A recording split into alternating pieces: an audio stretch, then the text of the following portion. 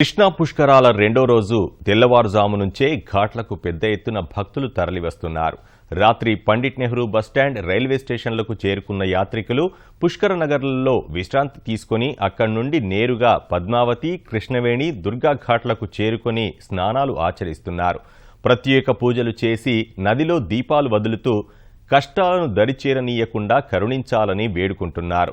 భక్తుల కోసం ఎక్కడికక్కడ భారీ ఏర్పాట్లు చేసిన అధికారులు అత్యవసర సేవలు సైతం అందేలా చర్యలు తీసుకున్నారు. వృద్ధులకు వైద్య సహాయం అందిస్తున్నారు. అగ్నిమాపక సిబ్బంది విధుల్లో చురుగ్గా పాల్గొంటున్నారు. పుష్కర ఏర్పాట్లపై భక్తులు సంతృప్తి వ్యక్తం చేస్తున్నారు. స్నానాలు అయితే బాగా జరుగుతాయి, బాగానే ఉంది. అప్పటికప్పుడు చాలా బాగుంది, ఏర్పాట్లే బాగున్నాయి. కష్టాలు తొలగిపోయి చాలా బాగోవాలని కోరుకుంటున్నాను. ముందు గోదావరి పుష్కరాల కంటే ఇప్పుడు కృష్ణానది పుష్కరాలు చాలా లైటింగ్ అన్ని చాలా బాగుంది, చాలా ఆనందంగా ఉంది. ఫ్యామిలీ మొత్తం వచ్చాం. రాజమండ్రిలో కంటే విజయవాడలో బాగా చేస్తున్నాం లైట్ సెట్టింగ్స్ అన్ని. బాధలు ఉంటాయి కదా, అవన్నీ తొలగిపోతాయని వచ్చి మునుగుతాము. నీళ్ళేం బాగుండే, ఫ్రెష్ గా బాగుంటాయి. లైట్లు అంతా బాగుండే, ఇక్కడ ఫ్రీగా ఉండేది.